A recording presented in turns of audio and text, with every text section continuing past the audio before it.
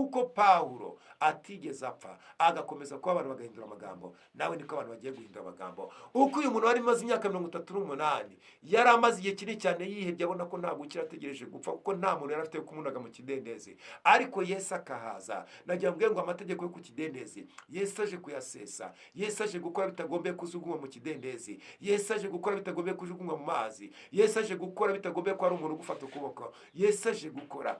Kandi ubwaje amateka y'ubuzima bwagiye guhinduka, ibintu bigiye gusobanuka. Nagira ngo ngutangarize nkubwire ngo ntutakaze kwizera kwawe, kuko Yesu aje kubikora kandi bizamenyekana ko Yesu yaje ku buzima bwawe. Reka mabwize ukuri, hari igihe ikigeragezo kiba ku muntu maze cyaba ku buntu abantu bagatangira kukibona batakibona.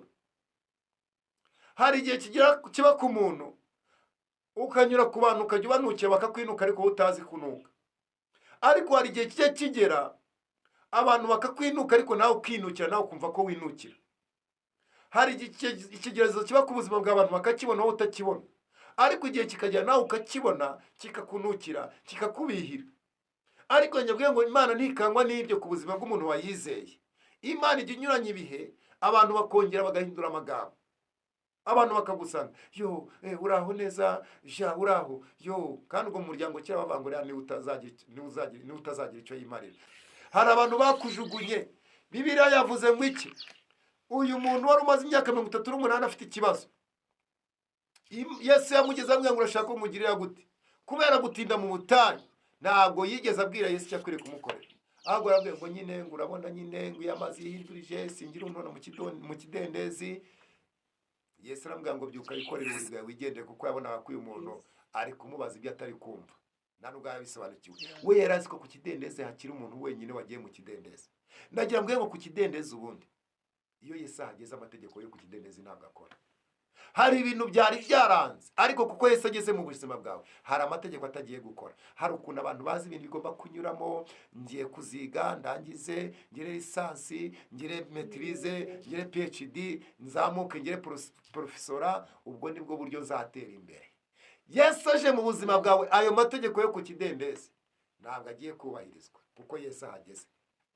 Reka mu ijambo ry'Imana tugiye gusoma amasomo abiri tugiye guhuza, twumve icyo Imana ivuganiyemo natwe. Isomo rya mbere turasanga mu byakozwe n'umwana 28, ngira ngo abantu benshi abarokore benshi babarize, ariko harimo irindi yerekwa. Haravuze ngo incira iruma Pawulo ntiyagira icyabo, ngo tumaze gukira tumenya yuko icyo kirwa cyitwa Merita. Bene igihugu batugirira neza cyane, baducanira umuriro, batwakira twese kuko hari imvura n'imbeho. Ariko Pawulo amaze guteranya umuganda w'inkwi arazicana, incira iva mu muriro imuruma ku kiganza. Bene igihugu babonye icyo gikururuka kirereta ku gikonjo cye, baravugana bati ni ukuri uyu muntu ni umwicanyi. Nturora nubwo yakize mu nyanja idaca urwa kibera ntimukundira kubaho, ariko akunkumurira icyo gikururuka mu muriro ntiyagira icyaba. Ba bandi bategereza yuko ari bubyimbe cyangwa ari bupfe akindutse, ariko bamaze umwanya munini bakibitegereje babona ntacyo abaye, barahindura bati ni Imana. Reka nkubwire ngo abantu bagiye guhindura amagambo ku buzima bwawe. Abantu bagiye guhindura amagambo ku buzima bwawe. Ni umuntu w'umutwe w'icyigisho. Reka tujye muri Yohana 5 tubihuze, ubundi tuze dusenga Imana. Yohana 5, ubutumwa bwiza bwanditswe na Yohana 5. Ho hari nanone amagambo akomeye. Haravuze ngo Yesu akiza umuntu umaze imyaka 38. Yesu akiza umuntu umaze imyaka 38. Yesu amubonye aryamye amenya yuko amaze igihe kirekire arwaye, aramubaza ati mbese rushaka gukira? Umurwayi aramusubiza ati databuja, simfite umuntu unshugunya mu kidendezi, iyo amazi yihindurije nkiza undi antanga kumanukamo. Yesu aramubwira ati byuka wikorere uburiri bwawe ugende. Muri ako kanya uwo muntu arakira, yikorera uburiri bwe aragenda. Hanyuma y'ibyo reka 12 reka dusome ku 10 kugira ngo tubyumve neza. Nuko abayuda babwira ukijwe bati, dore uyu munsi ni isabato, kandi amategeko ntiyemera ko wikorera uburiri bwawe. Nawe arabasubiza ati, uwankijije niwe wambwiye ati, ikorere uburiri bwawe ugende. Baramubaza bati, uwo muntu ninde wakubwiye ngo ikorere uburiri ugende? Ariko uwakijwe ntiyamenya uwo ari we, kuko Yesu yari yigendeye, kandi hari n'abantu benshi. Mwakire neza ijambo ry'Imana. Nagira ngo mvugane nawe muri iki gitondo, nkubwire ngo hari ibintu Yesu aje gukora ku buzima bwawe, kandi nagira ngo nkubwire ngo bagiye gutegereza kugira icyo bahebe. Abantu bagiye guhindura amagambo ku buzima bwawe. Umutwe w'icyigisho, abantu bagiye guhindura amagambo ku buzima bwawe. Reka mvugane nawe muri iki gitondo. Hari ibintu byinshi cyane tugenda ducamo, hari ibintu byinshi cyane twagiye duhuramo, nk'uko Mr. Okera ari kuvuga, ndetse n'abamfuranzima twese twavuze, nanjye navuze.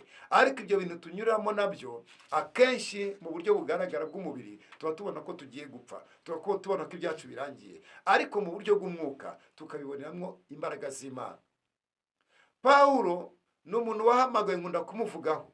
Yahamagawe mu buryo butandukanye n'ubw'abandi. Buriya abantu benshi baba barahamagaye n'Imana, rimwe yabahamagaye, ariko ikabahamagara mu buryo butandukanye. Ariko rimwe na rimwe usanga abantu babiyoberamo. Buri wese agashaka kuba nk'uko Jemuva abayeho, uko Emerita abayeho, uko Justin abayeho. Ntawe ushaka kubaho nk'uko yakabayeho, nk'uko Imana yamuhamagara. Pawulo rero Imana imuhamagara, yamuhamagaye bitandukanye na ba Matayo, ndetse yamuhamagaye bitandukanye na ba Petero na ba Yohana, kuko Yesu yamwihamagara igihe yaramaze gusura mu ijuru. Kuko icyo gihe ngo cyari igihe gikomeye, byari bigeze nk'umwaka ngo wa 30 hafi na 4 Yesu amaze gusura mu ijuru. Kuko muri icyo gihe yamuhamagaye, nicyo gihe ba Stefano bateyemo amabuye. Kandi uku guterwa amabuye kwa ba Stefano hari icyo byari bisobanuye mu buryo bw'umwuka, ndetse no mu gihe cy'Abisirayeli. Rero uyu Pawulo ahamagarwa mu buryo butandukanye n'abandi, kuko Pawulo ntabwo Pawulo yigeze abona Yesu, ahubwo ngo Pawulo abonye urumuri rwinshi ruza aho ari. Arangije yumva ijwi riramubwira ngo, Pawulo, Saulo, undenganyiriza iki? Abandi bo Yesu yarazaga gutya imbona nkubone, umubiri ku mubiri, akavuga ngo nkurikira. Ariko ntabwo Pawulo yigeze ahamagarwa muri ubwo buryo, ahubwo noneho yahamagawe n'imbaraga z'ijwi ry'Imana rikomeye, atari ijwi ry'umuntu. Imana iramuhamagara. Yesu aramusanga ari mu nzira, icyo gihe agiye kurenganya ubwoko bw'Imana, ngo ari mu nzira y'i Damasiko ari kugenda. Maze Yesu aramusanga, aramurarika, aramubwira ati, undenganyiriza iki? Pawulo kubera ko yarwanaga intambara zitava mu bwenge, cyangwa se yarwanaga intambara kuko we yarazi ko arwanira Imana, nagira ngo ibyo waba urimo byose uzi gukorera Imana, urahirwa. Kuko iyo umuntu nibwo yaba ari mu bintu biba, ariko muri wazi ko akorera Imana, ntabwo ushobora gutinda aho hantu. Kuko biravuga ngo inzira y'ukwera no gukiranuka, umugezi nubwo yaba umuswa ntabwo azigera yiroha. Ni ukuvuga ngo igihe cyose wari gukora ibintu uzi ko ari ibintu byiza, Imana iragusanga ikakwereka inzira ugomba kunyuramo. Niyo mpamvu Yesu yavuze amagambo akomeye muri wo, navuga ngo hari n'izindi nama zitari muri urugo, ariko nizumva ijwi ryanjye zizajya gute zizaza. Kubera iki? Zari zarayobye, zari zarahabye, kuko zari zizi ko ziri ari ahanyaho, ariko nizimara kumenya ko ziri atari ahanyaho, zizajya aho zikwiriye kuba ziri. Murumva neza? Umuntu uri mu nzira y'ubuyobe ariko azi ko ari mukuri, uwo muntu no kuyoboka birakunda, birashoboka, biranoroshye. Ariko wa muntu wisinzirije, muzare nk'umuntu wisinzirije, iyo umukozi wati kanguka arakomeza ukagira ngo arasinzire kandi ariko kumva. Ariko umuntu usinzire nyizi niwe umukozi ukamukoraho, ukamukangura ikashiduka hejuru ati niki. Ariko wisinzirije arakomeza akagona nubwo wazana iki. Rero Pawulo ntabwo yari mu bantu bisinzirije, ahubwo Pawulo ari mu bantu bazi ko bakorera Imana. Ndetse nimusoma inzandiko zavuga ngo nari mfite ishyaka ryinshi cyane, ariko ritava mu bwenge. Yesu aramuhamagara muri ubwo buryo, arangira amwe ngo ndenganyiriza iki? Kuko Pawulo yari amaze yari ari mu mwanya azi ko ari gukorera Imana, bitewe n'ibyo yari yarigishijwe. Hari igihe abantu batwigisha tukaba mu bihe bibi byo gukora turwanya Imana tutabizi, ariko mu by'ukuri iyo Imana ije ikadusanga ikadukora, ikatubwira ngo nyamara mwari mukwiye kunyura ngaha, tubyumva vuba, kubera ko n'ubundi aho tugomba kuba niho dukeneye kubaho Imana iri. Niba dukeneye kubaho Imana iri rero, iyo Imana ije ikatwereka aho tugomba kuba, tuhita tugenda twiruka. Ariko iyo umuntu yisinzirije ari ahantu azi ko n'ubundi azi ko ari ahantu hatari ahanyaho, kandi akaba ari amahitamo ye, uwo muntu nubwo wakora gute ntabwo ashobora kukumva. Pawulo rero impamvu muvuzeho yanyuze mu bintu bikomeye kugeza ubwo ngo bari mu nyanja bari kujya muri Itali bari mu bwato bagira ibihe bikomeye bibi cyane binagoye. Ubwato bwenda kurengerwa, ibintu byose barajugunya, bahuye n'ibibazo cyane kuko bakize urupfu. Bibiliya iravuga ngo bakize urupfu. Rero ngo igihe bari bamaze guhura n'iki kibazo, ngo Pawulo kubera ko yari umuntu ufite konegisiyo n'Imana, yararebaga akabona ko bari gukira. Rero bageze ku munsi ubanziriza wa nyuma wo kurokoka kwabo, arangije ngo abona iyerekwa bakira, arangije ambwe ngo ni murye noneho tugiye gukira. Aribwo bakiraga ngo bakajya kuri iki kirwa cy'Imerita. Rero ngo bageze mu kirwa cy'Imerita, ab'Imerita batangajwe n'uburyo abantu bakize mu nyanja. Wenda twebwe ntabwo duturiye inyanja ngo tumenye inyanja, ariko inyanja igishega, imiraba ikaza, ibintu bikadogera, ndetse inyanja ntiyica abayirimo gusa, n'abari impande zayo bakabigenderamo. Mugeze mwumva nk'ibintu bijyanye ngo na za tsunami. Za tsunami ngira ngo ni inyanja yazamukaga ikuzura ikarenga ikica abantu. Rero twebwe ntabwo duturanye n'inyanja, ariko abaturanye n'inyanja anytime baba biteguye ko inyanja yagira gute yakwihinduriza. Rero iyo inyanja yihindurije nta kintu gishobora gupfa kuyihosha. Ariko ngo Pawulo nabo bari kumwe bava mu bwato ari bazima, barambuka baba bazima. Ngo rero igihe bari bageze Imerita barabakira. Urumva ni abantu barokotse, ni abantu babaye iminsi myinshi mu nyanja, imbeho iki, bari bamerewe nabi. Rero ngo ab'Imerita batangira kubacanira umuriro kugira ngo bote. Bamaze kubacanira umurongo, Pawulo igihe yari ari kurundarunda inkwi ashaka gushyira mu muriro, ngo inzoka ifata igikonjo, imufata ku gikonjo. Ngo arangije imaze kumufata, ngo akunkumurira ya nzoka yari ifashe ku gikonjo. Ubwo urumva yaramurumye, kuko inzoka ifatisha amenyo, ntabwo igira amaboko, ifatisha amenyo. Ngo ayikunkumurira mu muriro, akunkumurira mu muriro. Ngo abari bari aho babona inzoka yamufashe, babona ari kuyikunkumurira mu muriro, baravuga ngo dore tubonye, ngo dore Imana ngo ntice urwakibera. Imana ntabwo ica urwakibera nibyo, ariko abantu bajya badufataho amagambo, bagadufataho ijambo, bagakeka ko tutari bubeho. Ariko nagira ngo Imana ko itaca urwakibera, tujya tubaho abantu bavuze ko tutabaho.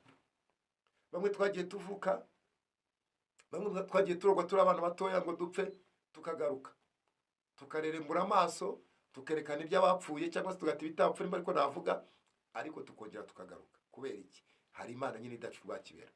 Maze ngo Pawulo rero abo ku kirwa cy'Imerita, abaturage baho baravuga ngo uyu ni umwicanyi, ngo dore ya Mana idaca urwakibera, ngo dore ibyo ikoze, ngo n'ubundi ntabwo ari bubeho. Nubwo yakize mu mazi, ariko agiye kwicwa n'inzoka. Ngo ariko ngo Pawulo akunkumura ya nzoka igwa mu muriro. Ngo arangije ngo bategereza ko ari bubyimbirwe, baraheba. Bategereza ko ari bupfe, baraheba. Ariko bari batangiye kuvuga bati uyu muntu byanze bikuza agiye gupfa, kubera ko Imana yabonye ko atagomba kuba, kuko ni umwicanyi. Nagira ngo hari igihe abantu badufataho ijambo, bakatuvuga, bamwe bakavuga ngo uyu muntu ngo buriye ngo impamvu, ngo reba nanga amaze imyaka 5 asenga, ngo 10, ngo 20, ngo ntasubizwa, ngo no kubera ibyaha bye. Abantu bagiye badufataho umwanya. Nigeze mbabwira uburyo umunsi umwe nigeze kuba nari ndi kuva mu murimo w'Imana, maze mpura n'umuntu, yari umuntu twajya duhura mu rusengero tugasenga, ndetse yari n'umuvugabutumwa, yari n'umuhanuzi. Akajyaza ku rusengero aho nakoreraga umurimo w'Imana, tugasengana, agasenga. Noneho hari ukuntu abantu bahura, kuko kuna abantu baba bamenyeranye, ugahita ushyiramo na buraka, uvuga ati ndabona warashuje ibintu byagenze neza, ntukusigaho ungana. Arangije avuga ijambo rikomeye cyane, naramubwiye ngo nukusigaho ungana, ariko mujye mutwibuka, abantu batarasubizwa natwe mujye mutwibuka. Nuko nari mubwiye. Arangira avuga ngo twe twahinze dukuramo inzira, mwebwe mwahinze muhingira hejuru y'inzira.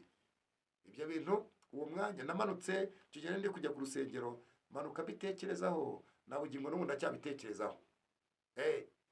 Bivuze ngo hari igihe tubaho tukabaho mu buzima tubana n'abantu, ariko abantu bakagira uko badutekerezaho. Impamvu adasubizwa n'ibyaha bye, impamvu adasubizwa n'umugome, nka kuri ababwiye Pawulo ko ngo n'umwicanyi, ngo dore Imana idaca urwakibera.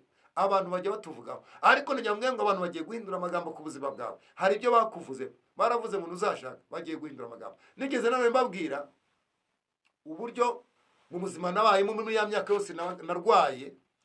Urumva narwaye ndi ingimbi, mba umusore ndwaye, ndagenda ndakura mba umuhungu nkirwaye. Ariko najyaga ngira gutya, ndi umusore najya kwiteretera, bakaba bantanze imbere, uriya ntago uriya nta kintu yakumarira, uriya afite ikirwara kitakira. ariko uyu munsi iyo duhuye baramyobera ati uraho pastor, ugize abana bangahe, uraho, noneho ntabwo bakivuga ngo minani cyangwa jise. Pastor, urumva abantu bahinduye amagambo.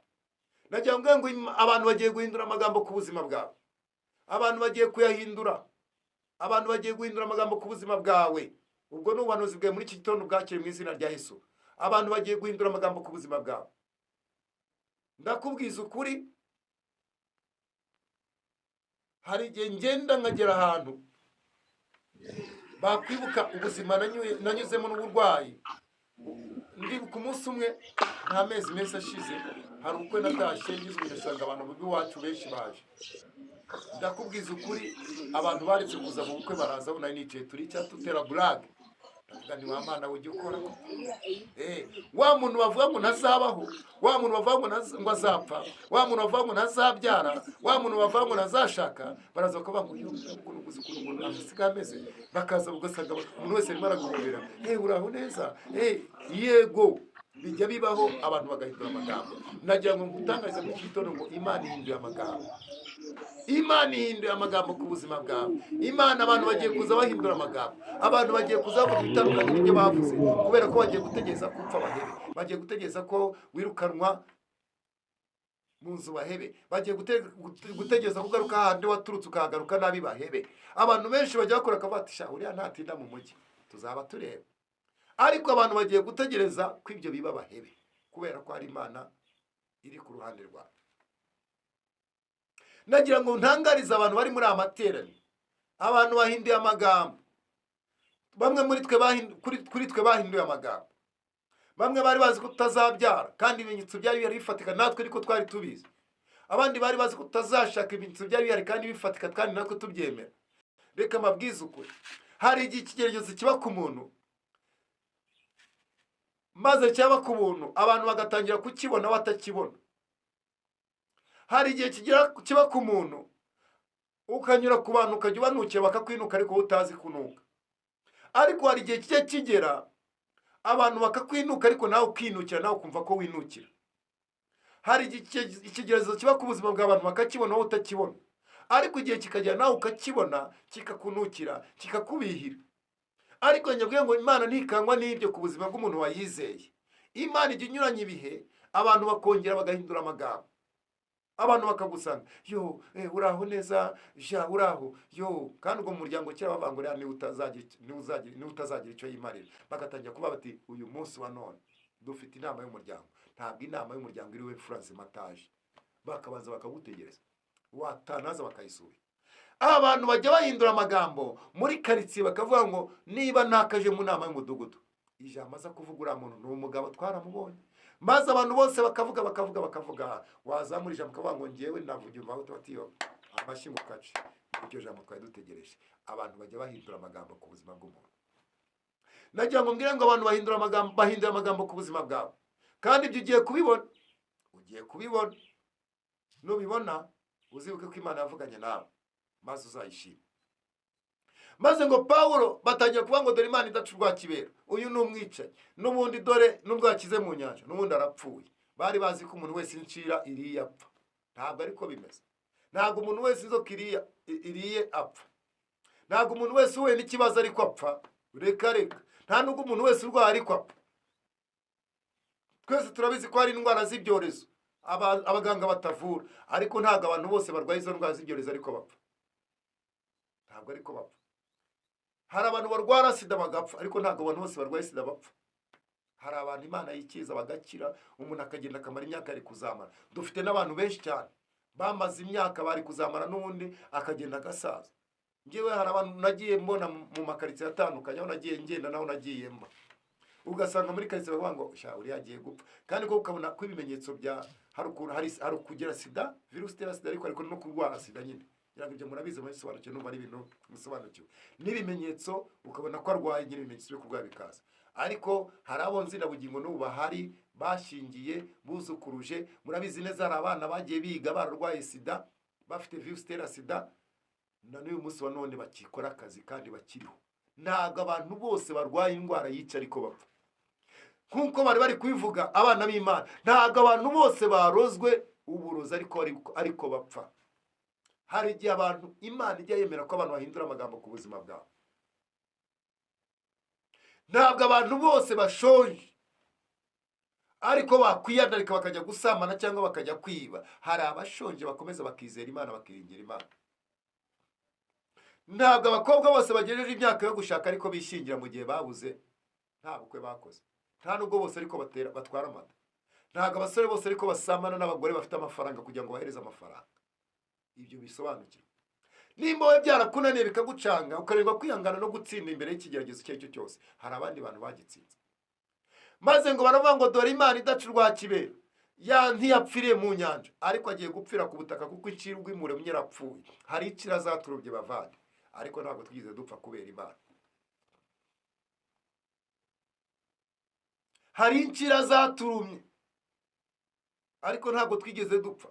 Ibaze kujya imbere ya muganga akubwira ngo yewe nakagenda utegereze gupfa, ariko imyaka 5 igashira, 6, 7, 8, 10, 11 igashira. Icyo ni ikimenyetso kivuguruza ko ibyo abantu bavuze ku buzima bwawe bitazasohora ku buzima bwawe. Reba n'abantu baravuze ngo nubwo ashatse buriya ntazabyara. Abandi baravuze ngo buriya nubwo ari umukobwa aribyo twakoze ku buzima bwe ntabwo azigera ashaka. Ariko nagira ngo mbwire ngo Imana ivuguruje ibyo abantu bavuze ku buzima bwawe. Abantu bagiye guhindura amagambo bavuye ngo nawe hari ukuntu yatera imbere. Nagira ngo ntangarize umuntu wese turi kumwe muri aya materaniro muri iki gitondo, ubu ni ubuhanuzi bwawe. Abantu bagiye guhindura amagambo, kandi abari baguhagurutse ugiye kubashaka ubabure. Abakurwanyaga, abari baguteye, Uwiteka agiye kubatatanyiriza mu nzira 7 kubera ko ari Uwiteka. Abantu bagiye imigambi bakavuga ngo tuzamugirira nabi, bakakugambanira, bakajya imigambi. Nagira ngo mbwire ngo Uwiteka aravuze ngo ntabwo ari wabateranyije. Ni nayo mpamvu imigambi yose bayigiye ku buzima bwawe nta kizakora ku buzima bwawe. Imana ishimwe cyane. Twasomye andi magambo akomeye yaboneka muri Yohana 5. Ni amagambo y'umuntu wari umaze imyaka 38 afite ikibazo, arwaye ari ku kidendezi. Abantu baramufasheho ijambo, abandi baravuze ibyo bashaka. Abamuzanye bari baramuteye ku kidendezi barigendeye kuko bari bararambiwe. Hari abantu bakurambiwe, hari abantu bakujugunye, hari abantu bagutaye, ariko Uwiteka aje kukugira neza muri iki gitondo. Nagira ngo mbwire ngo abantu bagiye guhindura amagambo babonye Imana ikoze igitangaza ku buzima bwawe. Hari abantu bakujugunye. Bibiliya yavuze ngo iki? Uyu muntu wari umaze imyaka 38 afite ikibazo, Yesu yamugeze amwe ngo urashaka kumugirira gute? Kubera gutinda mu butayu ntabwo yigeze abwira Yesu icyo akwiriye kumukorera. Ahubwo arabwira ngo nyine ngo urabona nyine ngo yamazi yihindurije singira umuntu mu kidendezi.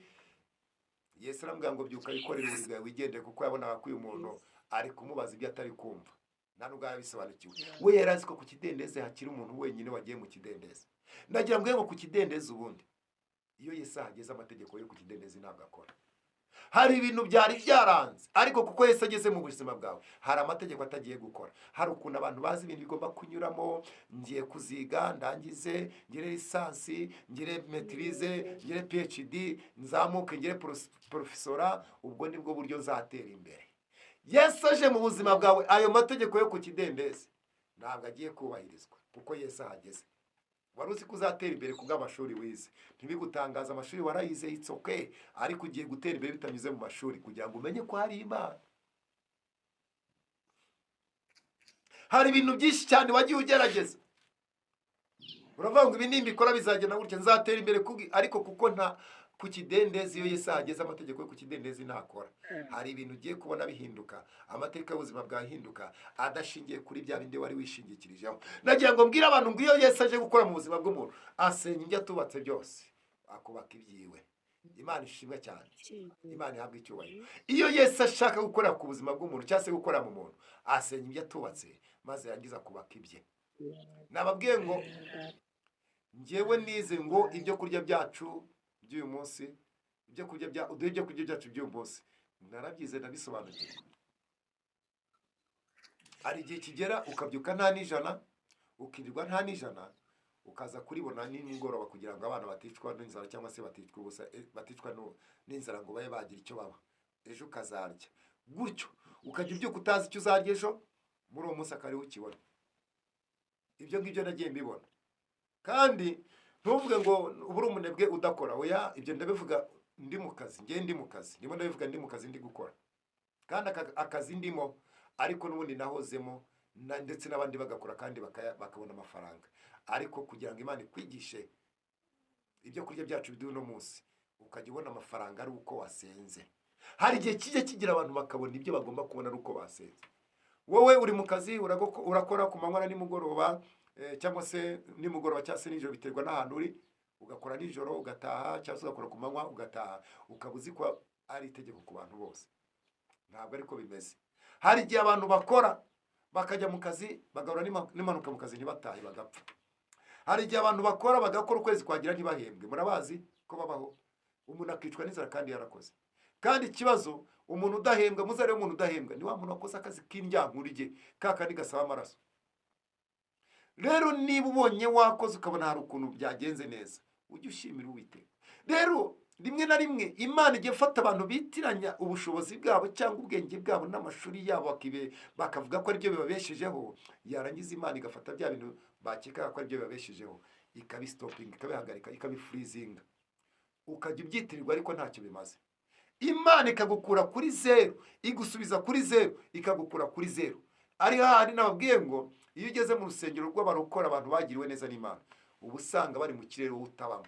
Kubera iki?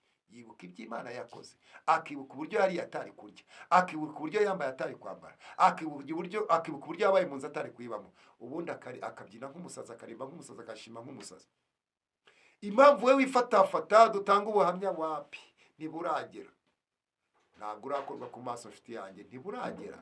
Umaze imyaka 30 uvutse, umaze imyaka 25 uvutse, ntiburagera. Warashatse, ntiburagera. Warabyaye, ntiburagera. Ufite ibyo ukora, ntiburagera. Kuki butaragera? Utegereje umeze gute ubundi ubwo? Bwarageze. Ahubwo ikibazo, wambaye fime nta zuba riva, wambaye fime nijoro, nicyo kibazo ufite. Maze uyu muntu w'imyaka 38 ngo yari amaze igihe kinini cyane, kuko Yesu yarahanyuze ngo amenya ko amaze igihe. Reka mbabwize ukuri, abantu bazi ibihe tumaze mu butayu, barabizi pe. Ariko ikiza ni Imana izi igihe tumariyemo. Imana izi igihe tumaze mu butayu, kandi ikiza cy'Imana irimo irategura uburyo tugomba kubuvamo. Ese ahubwo n'ubuvamo uzibuka Imana ivuga ngo nuwagera nutabarwa, nubona umugisha, ntuzibagirwe. Ese wowe ntabwo uzibagirwa? Imana nigutabara. Maze Bibiliya yatubwiye ngo uyu muntu ngo Yesu aramubwira ngo byuka ikore buri gwawe wigendere. Najya mbwiye ngo nubwo uyu muntu yabyutse akagenda, hari abantu batageze bashimishwa n'ibyo bintu. Najya mbwiye ngo nubwo Imana igutabaye, nubwo igiye kugutabara, hazaba hakira abantu badashimishwa n'ibyo Imana yagukoreye. Maze ngo batangira kumuburanya, ni ku isabato nukwire kwikorera uburire. Reka mbabwize ukuri, hari abantu ariko ubundi ni ugukunda Imana. Ni ku isabato ntibigeze bamufasha, ntibigeze bamukora kuri iryo remba. Ariko ubundi reka mbabwize ukuri, bakristo bavandimwe, nimba utabasha gufasha mugenzi wawe arwaye, afite ikibazo, ngo umusure, ashonje ngo umugaburire, ubundi Imana uvuga ni Imana nyabaki? Iyo Mana uvuga koko uramya ko ari Imana? Nge ntamya uko wibeshya. Nimba utabasha gufasha mugenzi wari mu kibazo, nimba utabasha kumukura mu isayo yasaye, nimba utabasha kumukura mu byago, nimba utabasha kumugirira neza, nimba utabasha kumurihira ishuri, gufata umwana wabuze epfo na ruguru murihira ishuri kandi ufite uburyo, wangiza ukajya kuburana iby'amategeko, ukajya kuburana iby'isengero, ukajya kuburana iby'amadini, urabona utarayobye?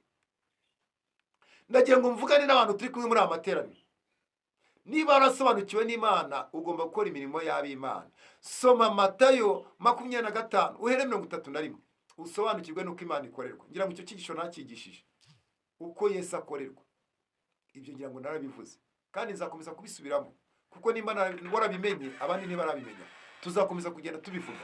Nagira ngo nkubwire ngo hari abantu batigeze bashimishwa n'uyu muntu wari umaze imyaka 38 ari ku kidendezi, batashimishwe nuko yakize. Ngo maze ngo babonye akiza ahagurutse, Yesu amubwiye ngo ikora buri bwawe ugende, ngo batangira kuburana. Baravuga ngo ko ari kwisabato ni gute wabikora? Undi aravuga ngo reka mbikore kuko uwangije no wabimbwiye, kubera ko mwebwe ntacyo mwamariye, no kungabura nimwangaburiye, kumfasha nimwamfashije. Hano hari ikidendezi nagomba kujyamo, nta waje ngo akintemo, mwese mwarantaye. Nagira ngo mbwire ngo Imana nigutabara. Hari abazavuga ngo wagiye kuzimu, hari abazavuga ngo uriyemera, hari abazavuga ngo urirata. Nyine abantu bazavuga ibintu byinshi, ariko nagira ngo mubwire ngo kuba mu Mana no kwizera Kristo mu buzima bwawe, abantu bagiye guhindura amagambo, bavuga ngo nyamara byari bikwiye kumugenda gutya, byari bikwiye kumera gutya. Ariko nagira ngo mubwire ngo muri iki gitondo Imana igiye kukunyuza ahantu aho abantu bagiye kujya bakora bati Imana koko yarakoze. Barebe Noella bavuga ngo Imana yarakoze, barebe Pasi bavuga ngo Imana yarakoze, barebe Shemu bavuga ati ni ukuri, barebe Dudu bavuga ati ni ukuri Imana yarakoze. Nagira ngo nkubwire ngo icyo ukwiriye gukora gusa hama mu mwanya, kubera ko hari umuringi warimbye indirimbo aravuga ngo urava mu murongo harinjira mu ndi. Hama mu mwanya kugira ngo Imana ikugirire. Ntucogore, ntucike intege, ntutentebuke, guma aho ukwiriye kuguma, Imana izakugira neza. Maze ngo Yesu arangira abwira umwana ngo byuka bikora buri bwawe ugende. Ndatangariza umuntu wese wari umaze igihe ku gisasiro, ntabwo ari igisasiro cyo kuryama k'uburwayi gusa, ni igisasiro cy'ikibazo wari umaranye iminsi. Ndimo ndagutangariza iri tangazo, byuka bikora buri bwawe ugende. Reka nkubwize ukuri, ijambo ry'Imana rirambwira neza, rikavuga ngo ahari kurira kwarira umuntu, ariko bwacya mu gitondo impundu zikavuga. Wibara imyaka umaze mu kibazo, wibara imyaka utinze mu kibazo, ahubwo menya ko ari Imana ifite ubushobozi. Ndetse abadayimoni bajya baza bakagutesha agaciro, bakagucogoza, bakakubwira ngo ese buriya wowe urabona igihe wasengeye aricyo bizamara. Ariko ndatangariza ubuzima bwawe, ntabwo Imana ijya ibara imyaka, ntabwo Imana ijya ibara igihe. Hari umuntu wavuze amagambo avuga ngo iyo Imana igukerereje iragutegera, cyangwa se igutindije iragutegera. Wigira ikibazo rero ngo yo bahura n'ikibazo gikomeye, yo bararwara, ubuzima bwe buba ikibazo, umugore aramuta, imiryango iragenda, abana barapfa, ibintu byose biradogera, imitkumbi, amashyo, ibintu byose birarangira, asigara uko yakabaye. Ariko birava ngo ibya nyuma biruta ibya mbere. Imana iramukubira, ibya nyuma biruta ibya mbere. Reka amabwiza ukuri, Penina yabyaye abana, abyara abana benshi, ndetse yajyaga yishima akanezerwa, ariko nta mwana wa Penina muzi. Ariko umwana wa Hana bita Samweli turamuzi, ndetse yaba mwana udasanga yaba mucamanza wa Isiraheli. Nagira ngo mbabwize ukuri, gutinda mu kibazo Imana ibiri kukuremera ubuhamya, gutinda mu kibazo Imana ibiri kuguha ijambo, gutinda mu kibazo Imana ibigira ngo abantu benshi bazamenye imirimo n'ibitangaza Imana yakoze ku buzima bwawe. Rero nagira ngo mbwire umuntu uri hano, kuba utinze mu kibazo ntabwo ari ko gupfa kwawe, ahubwo no kugira ngo Imana yiheshe icyubahiro ku buzima bwawe. Ndabwira umuntu turi kumwe kuri Gakiza Nyako TV, gutinda ku kibazo kwawe ntabwo ari ukudakemurirwa ikibazo. Abisirayeli bamaze imyaka 430 mu buretwa muri Egiputa. Ndakeka ko bamwe batari bibeshyaga ko, cyangwa se bari bazi ko batazigira bagera muri Kanani nkuko bari barayibwiwe. Ariko igihe cyarageze barambuka bajya muri Kanani.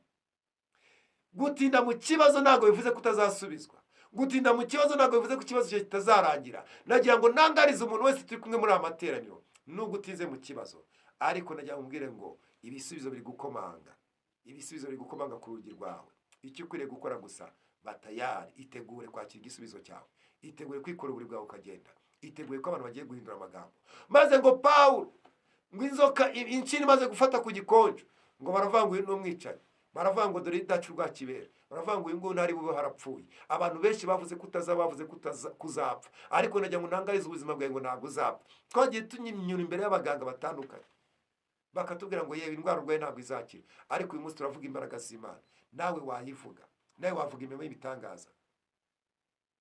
Sabiti wayivuga, Furanzima wavuga imirimo y'ibitangaza, Pasi wavuga imirimo y'ibitangaza, Noella wabivuga, Jemuve wabivuga, Cyomoro wavuga imirimo y'ibitangaza, Dudu wabivuga, Emerita wabivuga. Umuntu wese uri hano wavuga imirimo y'ibitangaza by'Imana. Uhumure, iyahaye abandi nawe yaguhereza, iyahaye abandi nawe yaguha. Komeza wiringire, komeza wiringire, witakaza ibyiringiro. Nutakaza ibyiringiro niko gupfa kwawe, nutakaza ibyiringiro niko kugwa mu nzira. Abisirayeli bageze mu butayu, abahatakarije ibyiringiro bose baguye mu butayu, ariko bakomeje kwiringira bageze muri Kanani. Nagira ngo nkubwize ukuri, witakaza ibyiringiro nubwo ubutayu bukomeye, nubwo intambara ni nyinshi, nubwo ibibazo ari byinshi, abantu bagufasheho ijambo, abantu bagufasheho umwanya, abantu bakuvuza uko bashaka, ariko ntutakaze ibyiringiro. Komeza wiringira Imana, komeza wizere Imana, komeza ube mu mwanya Imana igushakaho. Ndakubwiza ukuri, igihe Morodekayi yasuzugurirwaga ku irembo, igihe Hamani yamukoreshaga ibyo ashaka, ntago Hamani yari azi ko amateka y'Abayuda yahinduka, yari azi ko agiye kwica Abayuda bose. Ariko nagira ngo Abayuda baratabawe. Ndagira ngo nta kizabuza abayuda gutabarwa, nta kizakubuza gutabarwa. Niba uri mu mwanya Imana igushakaho, imyaka 5 izashira, yewe n'10 izashira, ariko igikuru ni ugutabarwa. Ndagira ngo mbwire abantu muri iki gitondo, Imana ihinduye amagambo y'ubuzima, Imana itumye abantu bahindura amagambo ku buzima bwanyu. Abantu bahinduye amagambo, bagiye kuvuga ngo twari twarabasengeye, bagiye kuvuga ngo nyamara burya turakwemera. Imiryango igiye guterana, hari abantu bari baraciwe mu miryango, bagiye kongera basubizwa umwanya n'ijambo mu miryango, kandi abo bantu bagiye guhabwa agaciro karuta ko abantu bafite mbere. Imana ijya yemera ko ucibwa mu muryango, Imana ijya yemera ko abantu bakuvuga kugira ngo baguhereze icyubahiro utari kuzagira, kugira ngo babone agaciro kawe. Nagira ngo burya uri kumwe n'umuntu ntumenye agaciro ke, ariko iyo umuntu avuye mu buzima bwawe akagenda nibwo umenya agaciro ke. Hari abantu batwanze, hari abantu badutaye, bagiye kubona agaciro kacu batugarukire. Ijambo ry'Imana rivuga ngo bazatugarukira tuzabagarukira, bagiye kubona agaciro kacu. Nagira ngo mbwire abantu rero, uko Pawulo atigeze apfa agakomeza kuba abantu bagahindura amagambo, nawe niko abantu bagiye guhindura amagambo. Uko uyu muntu wari maze imyaka 38 yari amaze igihe kinini cyane yihebye, abona ko nta gukira, ategereje gupfa kuko nta muntu yari afite kumunaga mu kidendezi, ariko Yesu akahaza. Nagira ngo amategeko yo ku kidendezi Yesu aje kuyasesa, Yesu aje gukora bitagombye kujugunywa mu kidendezi, Yesu aje gukora bitagombye kujugunywa mu mazi, Yesu aje gukora bitagombye ko ari umuntu gufata ukuboko, Yesu aje gukora. Kandi ubwaje amateka y'ubuzima bwagiye guhinduka, ibintu bigiye gusobanuka. Nagira ngo ngutangarize nkubwire ngo ntutakaze kwizera kwawe, kuko Yesu aje kubikora, kandi bizamenyekana ko Yesu yaje ku buzima bwawe. Erega ngiye ndi kubabwira, afite ibihamya byinshi, afite ibihamya byinshi bifatika. Hari ibintu byinshi cyane abantu bagiye batuvugaho, njya mbivuga kubo tubana hano, njya mbivuga njya mbivuga. Ntago abantu bari, ndakubwiza ukuri, abantu duhura bagatangira ko bati koko washaka wabyara uracyariho, ese amaguru ni mazima. Bamwe bakajya kundi bati uracyafite amaguru mazima. Ababwira ndi muzima, Imana yakoze ibitanga. Hari gihe muri n'abantu twakorana umurimo w'Imana akavuga ngo waraguye, nkabareba nkabaseka, babase igihe najyaga mu bapfumu ko mutabimbwiye. Nuko mbabwira ngewe, niko mbabwira. Ngo wabaye pasiteri, ngo wabaye pasiteri mu barokoreni. Sinzi abantu babaha amakuru. Waraguye disi, naraguye, ahubwo niwe waguye. Ngewe najyaga mu bapfumu nibigeze uza ngo mbwire ngo naraguye. Ubu ngo ndi gukorera Imana, abantu bagakiza bakabona neza y'Imana, ubu nibwo naguye. Abantu bagiye guhindura amagambo, abantu bagiye kubona ko hari Imana twiringiye. Nagira ngo ubwo tugiye gusenga, wongera uzamure kwizera kwawe. Ndabizi wari utendebutse, wari ubaze imyaka umaze mu kigeragezo, ndabizi neza, ibyo ndabizi, ndabyumva. Ariko wikwita ku myaka umaze mu kigeragezo, ita ko hari abantu bagiye guhindura amagambo ku buzima bwawe. Wikwita kuri iyo myaka, hari abantu bajya bavanga imyaka n'imibare. Wikwita kuri iyo myaka, ahubwo tekereza kandi wizere ko hari Yesu uje gukora ku buzima bwawe. Ese wari utendebutse, waba waratakaje ibyiringiro, waba wabonaga ubuzima bwawe bwari burangiye? Nimba uri hano umeze gutyo, turaza kugusengera, tubwire Imana ngo Mana, uyu ni umwana wawe, nawe akeneye kugirwa neza nawe. Ese waba utarakerezwa isi Umwami n'Umukiza ngo batizwe amazi menshi? Niba nawe uhari, turaza kugusengera, turaza kwatuza isi Umwami n'Umukiza kugira ngo Yesu akugire neza. Reka tujye dusenga dukijijwe. Nkunda kubivuga, abantu benshi bakenera barasenga ariko bagasenga badakijijwe. Guhura n'Imana bizakugora. Senga ukizwa, ba mu mwanya, kuko mu gihe cyose uzasenga udakijijwe uzaba ukiri isenga y'abadayimoni.